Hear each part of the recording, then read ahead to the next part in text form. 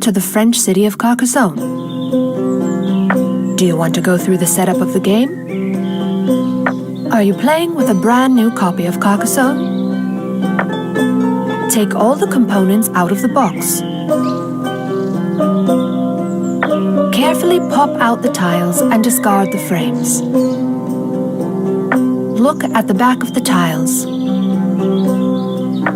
Find the tiles which have a slightly darker background and set them aside. Depending on which version of the game you're playing, there may be one or more tiles like this. Shuffle the tiles with a lighter background and stack them face down into piles of any size. We're playing with the base rules this time, so take this starting tile and place it face up in the middle of the table. Return any unused tiles that have a slightly darker background to the box. How many players do we have today? 4 players it is. Nice to meet you all. Each player, decide on which color meeple you would like to play with. Take 8 meeples of that color and place them somewhere close to you so you can easily reach them. Each player, take one of your meeples and place them on space 0 of the scoreboard. Return the unused color meeples to the box. Determine a first player, for example, the youngest. The setup is complete. Let's start the game. I want to remind you that I will be teaching you this game while you are playing. For this reason, I won't explain all the rules at once. If you know a rule already, refrain from using it until I have explained it. It's time to start building Carcassonne, tile by tile.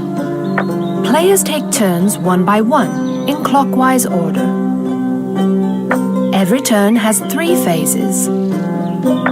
First, you draw one tile from a stack and place it face up to continue the landscape.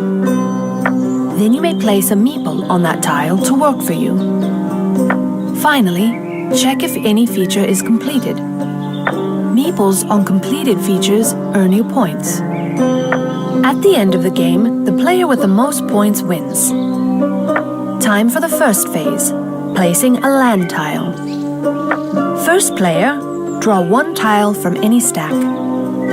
You can show it to the other players. Look at the tile you just drew. In Carcassonne, each tile can hold a city, a road, or monastery. Which feature do you have on your tile? Does the tile also have a road? Place the tile so the road, city, or field continues from the starting tile.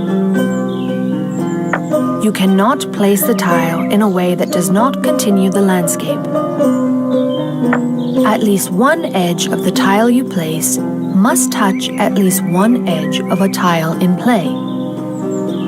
Time for the second phase, placing your meeple. You may now place one of your meeples either on the road or the city.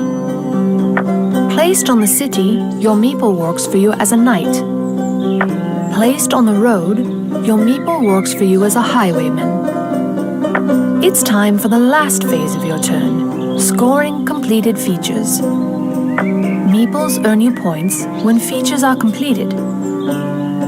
Roads are complete when both ends are closed. Each tile of completed road is worth 1 point. A city is complete when it is surrounded by walls, and there are no gaps inside it.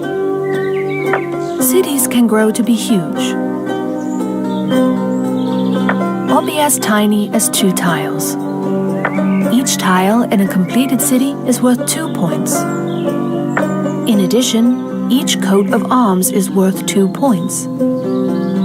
Take a look at the tiles on the table.